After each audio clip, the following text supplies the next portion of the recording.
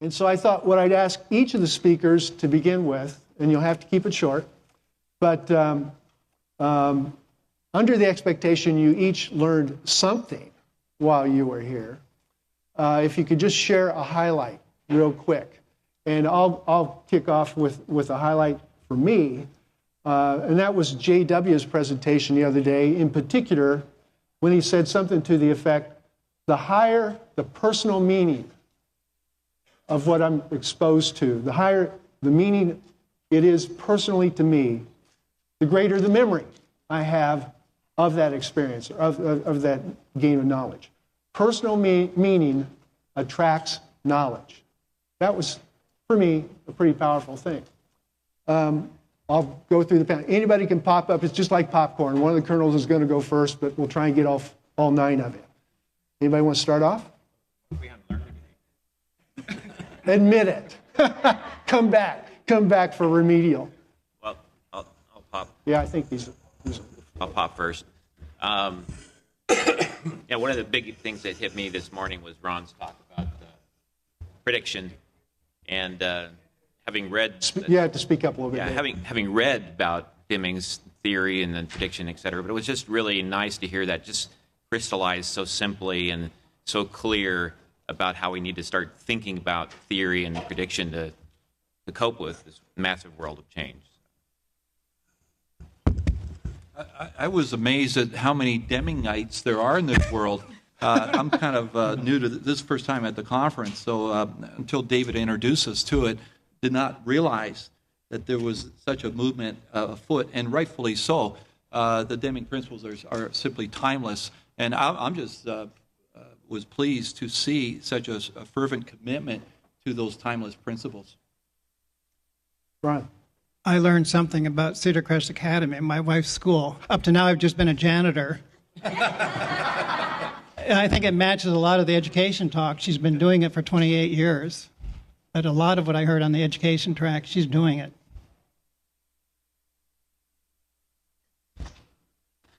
Tom talked about the intelligence in this group. The thing that I took away was the passion that goes along with it and the desire to learn. And for me personally, the opportunity to spend some time with the students and the things they taught, at least they taught me, that was pretty profound. You know, I learned a long time ago that the first rule of being a change agent is to survive, to not get killed. And so, again, you know, it comes back to me, the tension and the challenge of trying to change a system from within and to survive while you do it. Whether you're talking about eliminating grades as a teacher in a school, or whether you're talking about standing up to sort of the traditional statistical world and saying, oh, you know, we really don't, those tests of hypothesis don't really do anything for us. I mean, those are, I mean, it takes a lot of subtlety to try to figure out how to do some of that stuff. I mean, I guess you don't have to be subtle, but you also don't have to survive. My experience for learning is really based on the power of the human being. Whether we're young or old, that learning process. And Dr. Deming so embodied that and lived that out every day. And that's what we have to keep doing, is keep learning. I had the opportunity to share the story, and what I was impressed with and throughout the whole group is just the fact of openness and the willingness to look at our systems, whether it's an education or a business or even healthcare, and look at it and say, how open are we to change? There's so many great ideas that came out this weekend, but just everybody's willingness to be open it's truly refreshing to see that as many organizations come together. Whatever you want to do, bud. You can be next to last. I'll be next to last. Well, I think everybody, if they're honest, they're thinking about themselves about now. So I'm thinking about myself and thinking that, gee, I've spent a career in business thinking about Deming, and now in the next few months I'm going to be teaching a course at the University of Oklahoma, and all of a sudden this grade thing is all over me. And I'm thinking, I got to get stressed out all over again over a different word.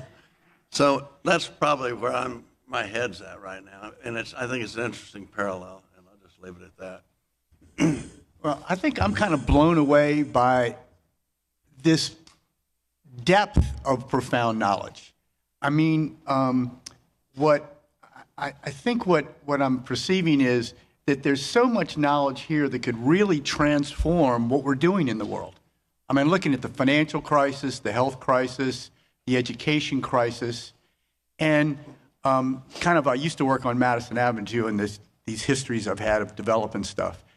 And what I'm thinking of is that there is so much knowledge here that if we could broadcast it in the right way, we could really transform everything. And I'm thinking of how could we package, I think I've talked to a lot of people here that have said management doesn't want to hear. They don't care. I already know what I'm doing. We're smart. I'm making $250,000, $400,000 a year. Don't bother me. Well, kind of what Tom was talking about, kind of the shadow economy. The truth is, we all know it doesn't work. Only the management idiots think it works. We know it doesn't work. So I think if there was a way to develop a strategy, and in a way, a rebranding of this knowledge so that it fit the meaning network of the people that needed it more, I think we can make a dramatic change in the world. And really a dramatic change in ourselves, because what Tom talked about was going something higher than yourself. It's fascinating. When I'm developing, I do a thing called the neurogenetics of marketing and branding now, where I use the neuroscience, kind of wrap it in what I've done. I was in the television and publishing business too, into wrapping it into basically marketing and branding and what neurological and neurochemical structures you're activating. But the fascinating thing I found was that the higher the purpose was above who you were individually, the greater the people rallied around it. So I'm thinking if we could present what we have here as a transformation of the world the way we want it, the way you're bigger than just changing your business, and becoming part of this is a way to transform the world. What goes on inside of me is that I think that we can, in understanding how to brand and market and position, I think we'd have a dramatic effect in the world with it. Because I listen to you guys talk, and I'm so jealous about, I thought I knew what I was doing when I was developing these things. I didn't have a clue. I'd been talking to Bob, and I was, God, if I had this guy with me, I'd have been so much better off. And I wouldn't look as bad as I do now either. So anyway, that's my thought. You're talking about Bob's personal grooming habits? My head cold. For the folks in the audience, I want you to think about that question of what did you learn this weekend? And a little bit later on, I'd like to kind of open it up and let you pop up a few of your comments as well. So, Paul, let's hang on. We'll do that in a minute, okay? Thanks. So our theme for the conference was quality as a strategy for success in business and education. We hope you all have obtained some new insights about what quality is and about quality as a strategy. I wanted to ask the panelists to offer their thoughts, their insights. When someone asks you, what is quality? And you're in the elevator and you only have 5, 10, 20 seconds. What's the response? What is quality for you? Ron. Myron Triber said it's like trying to define love. It cannot be done. My answer is a little bit different. It's better accomplishing the aim of the system. I think you start by talking about control charts. You start talking about upper and lower control limits, and Go technical. Go deep and go technical. Yeah. No, for me, it's something either you know that you have it or you don't. It's something intangible that's evidently there. There's quality by perception or by fact, but it's something you intuitively know it's there or intuitively know it's absent. I wanted to follow up on your comment about Myron, because Myron's second part of that was quality and love, and we've never been able to define either one, but you sure know when you're in it. Good point. I go with Ron. I usually define it in terms of the extent to which you're achieving your aim. But the other thing, if any of you have Out of the Crisis, you might look at, I don't know, like page 177 or something. Dr. Deming defines quality. He's got a triangle, and he has a poem he cites that he said, is it the bell, is it the hammer, or is it the meeting of the two? So he defines quality as the product or service and the consumer, and then the interaction of them at that micro level. So he would say you cannot define quality with any one of them. Sometimes we define words with other words that are equally ubiquitous. I would say authenticity. I think in our case, it would be what our customers would say how we're doing. It'd be their perception of how well we're performing to help them achieve their objectives. And I come away understanding how much work we got yet to do. Customers can be a lot of different entities. Well, I'll just say. I'm curious about Bob's answer, because if it has cowboys and Indians, I'm all Yeah, I over was it. going to say, this is definitely a cowboy Indian issue. Because it is, because quality is in the mind of the beholder. And we cowboys all want to try to define it some other way, and that's why we're struggling with it. But the reason people have so much trouble understanding it is because, of what I just said, it belongs to the Indians, not the cowboys. And so we've got to get over and think about what our customer wants, and then our job is to develop a capability to do that. And that's where the process capability comes in. But so it's a riddle, and we just keep wanting to wrestle it down to the ground, but we use the wrong vocabulary. And we need to, get the feathers out and put the hat away. So. Thanks. Anybody else? I'll jump up.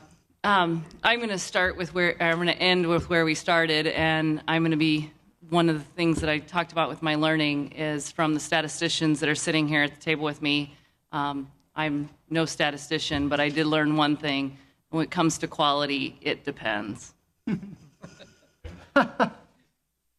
That's great. I'm going to, this is not a quiz, this is not a true-false like Ron's was, but I'll ask each of you just a simple question. Did you learn something this weekend? And yes, hands up. Great. I won't ask the other question. But I think the question that follows that is, what are you going to do with what you learned? Okay? And this may become, I'll encourage, if there's a way to make this an interactive thing, for those of you who are asking yourself the question, what am I going to do with what I learned? If you have an answer that's, it's starting to crystallize already, I think it'd be great to share some of those answers. I think for most of us, including me, usually what contained within an answer is a little bit of a struggle. I want to do this, but I'm not sure how I'm going to do this. So if any of you are thinking about this, you've learned something, you want to do something with it, and you may already have the beginning of that answer, you may still be struggling with it. I'd love to have you share some of those things.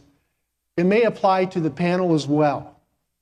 And so we can start with you all, thinking again, reflecting on what you learned this weekend. Will you do something with it? What would that be? We'll see if any kernels pop up here first. By the way, we have microphones at either side, and we'd love to help everybody hear the comment or the question or the response. So feel welcome. We'll start, we're far enough along. We'll start to open this up and get a little more interactive. So if you have a thought on the question, go ahead. Come on over to the microphone. Any kernels popping? Well, Ron? while he's going to the microphone, I think one of Deming's answer was to ponder. Just to ponder. Slow Don't think. jump too soon. Just ponder. Think Slow about thinking. it. Like you did last night after a full day. In your dreams, it was starting to process. Right, so just ponder. Just to resonate on that, my second insight that came from JW was the slow thinking, fast thinking. I've got to go back and read the books on that and absorb that more. And thanks for that comment, Ron. Yeah, go ahead over here. So the question is how we're going to apply what we heard here and learned here? Yeah. Right. Asking for your own. Right, Where right. are you coming from? Yeah. Got it, right. And Okay, so share it with us. Yeah, I'm a writer, and I'm on education policy. I worked as a public school teacher for 11 years, and now I also have a PhD in political science, and I'm writing, and I want to write a book. So I'm already well along the way of Ron Moen's question about writing a book. So I'm really already very fired up about that, and I got a lot of very, very good stuff here Did at you this get the conference. forward? Yeah, I'm going to get the book, but Okay. okay. So I'm really, really fired up about this. I had a lot of my questions about Deming answered, and I now also have a lot of concrete people to plug into because I want to do work in education policy consulting in New York City. So I have a lot of resources. I'm way, way pumped here. Thank you very much. Thank you. Thanks. Randy. I was inspired in the last couple of minutes here with the talk of quality and love, because I think they have to come together. And I think that it kind of fits with JW's last comment about that higher purpose. And I think when we get to that, there's a wonderful quote by Teilhard de Chardin, and when we'll discover love again for the second time and how it'll rechange the world. And I remember probably in the 90s at Georgetown one time we had a discussion about Deming and spirituality. And I think that somehow we have to tie more into the sacred. And to me, one of the things that's been a profound change for me in the last 2 years, and it started with a dumb thing. I immersed myself in a 10-day silent retreat. And it was profound for me. And I think that some of the things like Bill Bellows talked about non-reactivity or in a different, in his purposeful model yesterday, or Mike talked about knowing our beliefs and assumptions. And I think that calls for a profound degree of awareness that we get out of mindfulness some way. So one of the things that I'm going to work with in my community is the beautiful program that Google has developed, and it's in a published book now called Search Inside Yourself, that in a generic fashion takes what I think mindfulness is a deeper ground to the system of profound knowledge. And that's what I'm taking back to my community, in addition to just the last hour was just blowing away to me for somebody that's languished and thinking about change in education. I thought Tom's presentation was spectacular, and where I want to try to take that is how do we catalyze business leaders like the Simcoe executive to be some of the champions for changing school systems. Thank you, Randy. Paul. So the question for me has been the deep and profound impact that Dr. Deming's teaching have had in my life. And you asked a very profound question. Did I learn anything? We always continue to learn. And then a more important question is, what am I going to do with that lesson? And I think what we all have an obligation to do is pass it on. Bring other people into the fold. So that is my commitment. Thank you. I came in today after spending a weekend hoping to explore opportunities to expand my role as a logistics manager and focus more on the principles of Deming and also lean manufacturing. But I'm leaving here today thinking about a bigger picture of education. How do you educate through business? I have a vision to start an industrial engineering department within my company, but now with everything I've listened to and I've learned,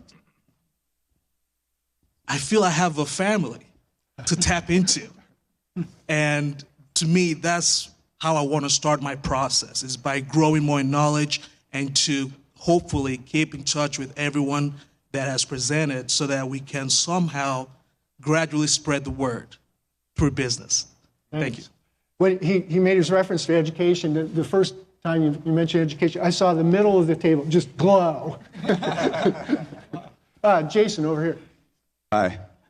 I'm going to take this back to Central Michigan University. I'm already involved in academic affairs, and I'm going to further prod my university system toward improvement. The university system seems to be lagging far behind. I think it's largely a question of tenure, and that's for better and for worse, but I see sore lacunae at my school, and I'd like to see things progress. Like some of the educational programs I'm seeing presented here are very modern, and I would like to see that happening in the university world. Thank you. Thanks for sharing that. And you're close to us. Franz. I decided to go the extra mile again this year and come to this conference. He By the did. way, I come from Holland, and the place where Ron took the picture with the urine and the fly. And it works indeed, so yes. The take home for me is that for the first time in my life, I heard a CEO say that I don't care about cost. In fact, cost is a 4-letter word. Thank you, Bob, for that. And the other one is that if you give respect to people, then you gain trust. And that's so true. Now, about taking all these good things into practice, I'm a consultant for pharmaceutical companies and hospitals. And I can relate to, management not knowing about proper management. In fact, they don't know their butt from a hole in the ground often enough. But the best thing we can do is to start that again at the working place and educate people and help them along and grow from there. So I think every one of us can do that. Start from the ground up, and then it will precipitate the other way upwards. Thank you. Over here. I was able to learn and discover a drive and a passion that I've actually had for quite a while. I actually have been able to find here. I love education, and I've been in school for quite a while. And what I noticed exclusively is ideas that I've had and things that I've wished for that could be in place are tried here, and they do work. It's not a matter of society cannot function in this matter, which I love. I haven't seen it implemented before, and I've seen some statistics with success, which makes things even more exciting. So I find it's a huge motivator, and it's an amazing experience in being exposed to this Deming Conference. So. Great, thanks. It's exactly very similar to a question that was asked of me when I was in Nigeria, where certainly the conditions, at least from our standards, would be considerably more challenging than even what you described. And what really I shared with them was this axiom that says that you cannot get there from here, but you can get here from there. And what that says and means, it's going to be a mind twister, so don't try to figure it out. What it means is whenever you are stuck in the here, meaning in your current condition, and you see all the limitations of lack of funding, lack of understanding or buy-in or political will, whatever it is, there's always a lack in the current reality. If you have a compelling vision of something in the future, that what you're envisioning, ask yourself this question: is there one piece of that future that I could pull into the now? By going to the there first, you get out of the mindset of the current limitation of what we can't do. Surely, there's one, and I was going to show a video clip of that from Africa, and I just didn't have time. But I asked them, surely there is one thing that you could pull in from that future that you envision into the now. It's not going to cost much, not a lot of pain, at least one thing that we could do. And the answer probably is yes.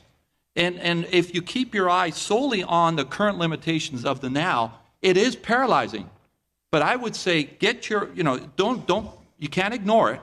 The now is there, but go into the future and pull a bit of that into the now. And you start to sense that you're not a prisoner of your current condition. You can actually have prison break by taking a piece of that future into the now. And that's what we've done, and it's worked for us, and we've seen it work elsewhere. Industrial engineering students, he's talking about dynamic programming, right? Start at the end and never mind. There you go. I don't mean to, I don't mean to trivialize it. It's very, and that's why we do it that way. Right? And I think it's a little bit of exactly. You can't get there from here. I think this is what happens in any organization. You've got. I don't really know how it's working because I'm from the outside looking in, right? But what you want to do is just bring in as much new knowledge as you can. Because you're stuck with the neurological structures of the group that are batting back information back and forth. They've been batted back for I don't know how many years. My experience of what you have here, if I was going to develop a business, you could probably package this, you could distribute it, you could promote it, you could do it, and you could do it dramatically inexpensively because you're focusing on your financial resources. What you have is much more important than your financial. I have one website where I help women that have a disorder. We're the #1 company in the country that does this, right? What does my marketing cost? They're almost nothing. Why? Because I'm serving a need and everybody's word of mouthing it. We're all over social media. We're all over the place. So where I focus is not on anything traditional. I focus on the meaning network of the people that I can serve. And then I use the new formats that we have, the web or other things that we can use, to get out there and disseminate that data so that people then aggregate around us, as David was talking about, the alpha dog. If we have genes in us, alpha dog genes, which I want to change to mentor genes, but they're basically genes that turn on when we see somebody that can help our personal thriving or surviving. And I believe we have the opportunity with these kind of geniuses here to be alpha dogs of this knowledge, to broadcast it out very, very, very inexpensively compared to the old, what we would call traditional ways. And when in doubt, there's a child not too far from you, your neighbor, your grandchild, your child, or a mother that has a child that you can play with, share, talk to, and help develop them. Okay. Anyone else want to tackle that one? Well, one thing I'll say, and really I agree with what JW said, but just to give hopefully a supporting role, or supporting statement to that, but through a kind of a contradictory way of saying it. Right now, it pains me to think that I spent 30 years building a company that did all these things and sold it to the company that's got the most valuable trademark in the world. And to see them take it and, unbeknownst to themselves, really step all over it. That's painful. And so that puts me right, I want the microphone where the question started, That's where I am at. But then the question becomes, how do you do something about that? And I think the right answers were already given. That's where I go back to JW, because you got to win the war in the way that new wars are going to be fought. And that's, whether it's internet or some word like that, but it's certainly not by going back through a command and control organization and trying to persuade them to change. It's too late for them, but the future is with the people that haven't even started yet, and they're not going to start with the same structures that brought us here. So it's a non-problem. I love that here and there analogy. I'm going to try to get that one down and use it, but Linda, we got to get to there and bring the future perfect into our existence. Yeah. Grace. Well, I like the reference to Edward de Bono, but after hearing JW's information this morning, it made me rethink how I've used the 6 thinking hats my whole life. But getting back to the original question, it has been a real joy for me to hear education struggle the same way that I did in manufacturing 30 years ago when we implemented Deming and just in time.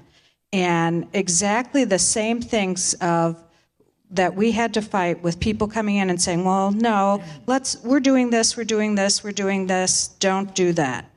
And instead saying, okay, well, we're still just going to do it in a little pilot, and having our life blown away because our operators turned out to be the superstars of the company because we followed Deming's approach and we did just in time.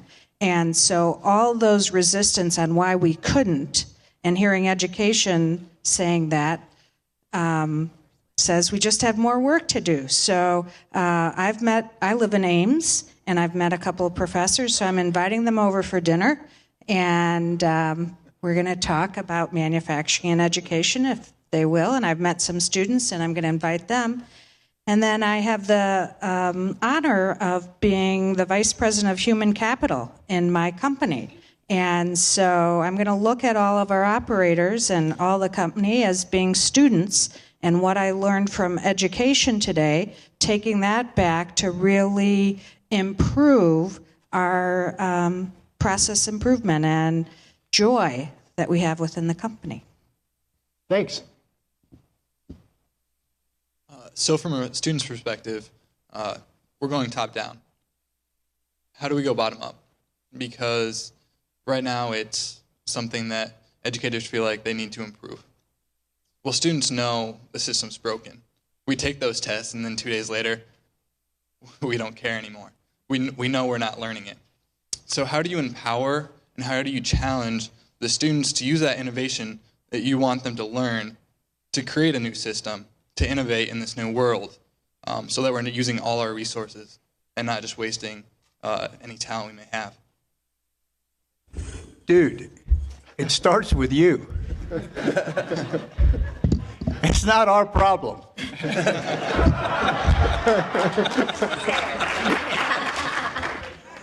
It is.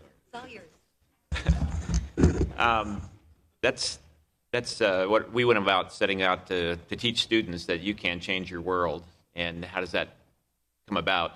When you were talking, I was thinking about my oldest daughter. She went to high school. And after about the first week or so, she said, Dad, I don't think I can do this for 4 years. These people are nuts. And I said, well, give me some examples and stuff. And she said, well, they have these rules and these tardies, ring a bell and you're supposed to get from one point to another. She said, I can't physically get from point A to point B in the time that they've allotted. And she said, nobody wants to listen to me, that this is a physically impossible thing. And she said, I've been late already 3 times in a week. So she understands profound knowledge, and Deming said profound knowledge is not limited to age. I've seen a lot of kids 5 years old that have more profound knowledge than the people leading them. But so we just went to work and said, okay, well, do you have any data on that? Do you have any proof on that? And, well, no. So she spent 12 days getting data points, monitoring every time between classes and timing and things like that. And she said, well, now what do I do? And I said, well, now you need to go to somebody that can affect the change and explain to them. And so, see, most of the time students come to a dean or they come to somebody and they just complain. Okay, oh, this is not right, da, da, da, da. But are you coming with data? Are you coming with understanding? Are you coming with a new theory about what you want to have happen? And are you coming with the idea that I'm willing to not only put my efforts behind this, but I'm willing to start to get people around me to affect the same kind of a change? You'll get administrators, you always get people to sit up, especially in education, sit up and listen to that, because we're always very surprised when students take personal initiative. See? And so my daughter went to the principal, laid out her data, said, this is the thing. He says, no, that's ridiculous. And she said, come with me. And they went to her class. He couldn't get physically from point A to point B, in the time allotted. And immediately within 2 days, they changed the amount of time to allow students. That's just a small thing, but it gives you an idea. Using profound knowledge, people will start to recognize, you don't have formal position. Okay? You have knowledge and personality. Obviously, you've got personality. Okay? So if I use my knowledge and personality, I can affect formal position in a very huge way. And Deming said, even if you have formal position, don't use it. Concentrate on your knowledge and personality to change the situation. And just adding one thing, with the true intent to make an improvement. That'll go a long way. begin by asking questions to engage. Well, thank you. And I'm just going to challenge students here at Iowa State and at other universities to take this conference and learn from it, and to challenge and to innovate and to talk with the administrators to implement this change. And thank you very much. It's impacted me very greatly. Great, thank you.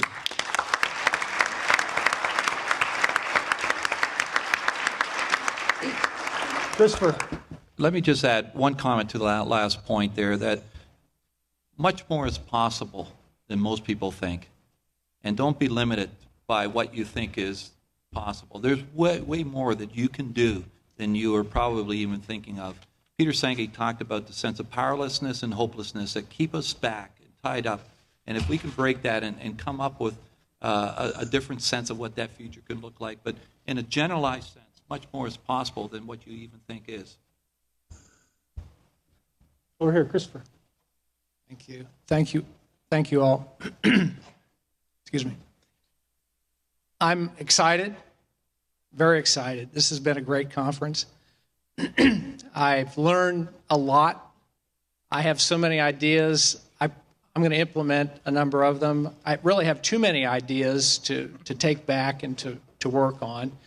And I'm also, I guess I'm confused somewhat and a little disturbed about some of the things I heard, especially J.W.'s lecture or presentation, because after I looked at all those negatives, the psycho, I guess maybe I'm somewhat psychopathic, I don't know, but I've got a lot of faults, and I appreciate you exposing those and helping me understand.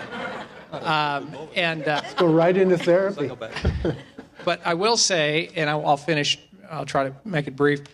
I drove up here because I wanted to see a few clients on the way up in northern Missouri. And I drove on a 2-lane road coming up, and I got behind a school bus.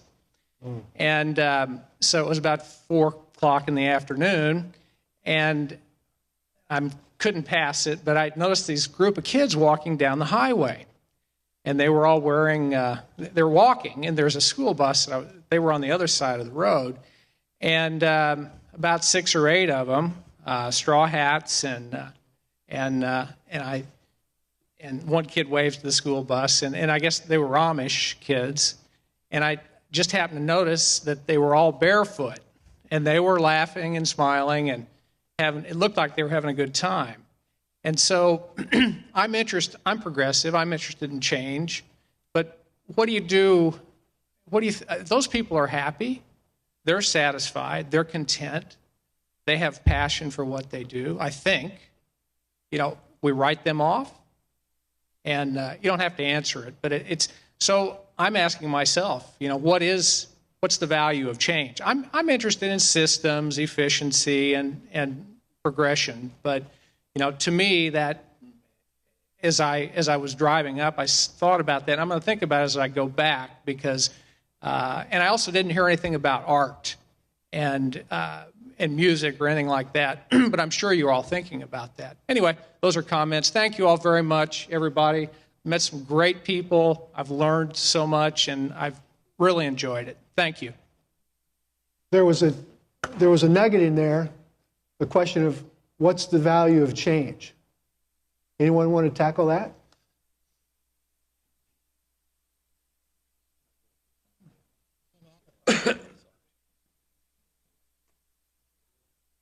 Well, Deming's comment about survival being optional.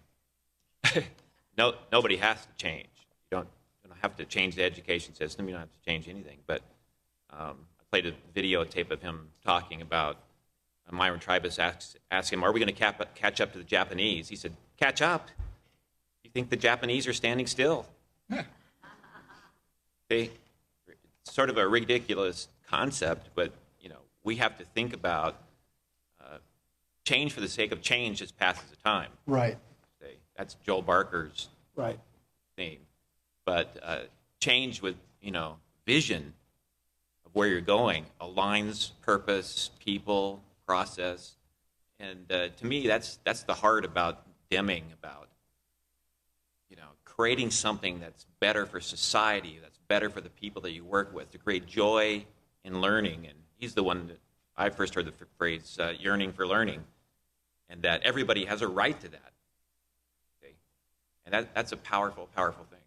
And I'd be glad to talk to you about the music thing, because I was a music major. So. There you go. Chapter 2. Right. Well, I've already said how I plan to implement these things in my own situation. I'm not going to add anything to that. But I just have a couple of comments about the lady who was talking about the fundraising and the constraints. So, from where I sit, first of all, I want to echo what I heard on the panel, which is that it sounds to me like the Deming Institute's doing just fine, because you're putting out these ideas. I came here and I got things that I couldn't have gotten anywhere else. So it's working. That's one thing. Secondly, the raising money, that's the easy part. Like the hard part is having the goods. Okay, so you guys have the goods. And I happen to be sitting next to Darlene, who's a professional fundraiser. So if you want to raise money, just listen to a professional fundraiser. She'll tell you how to do it. Okay, and the third thing is, I just think that there was something in the premise of the question that somehow the Deming Institute is the only center of innovation in the world, and that the salvation of the world depends on the Deming Institute. And I don't think that's true. So, basically there's a lot of other stuff going on out there, even though I've gotten certain things here that are unique and I haven't been able to get them anywhere else.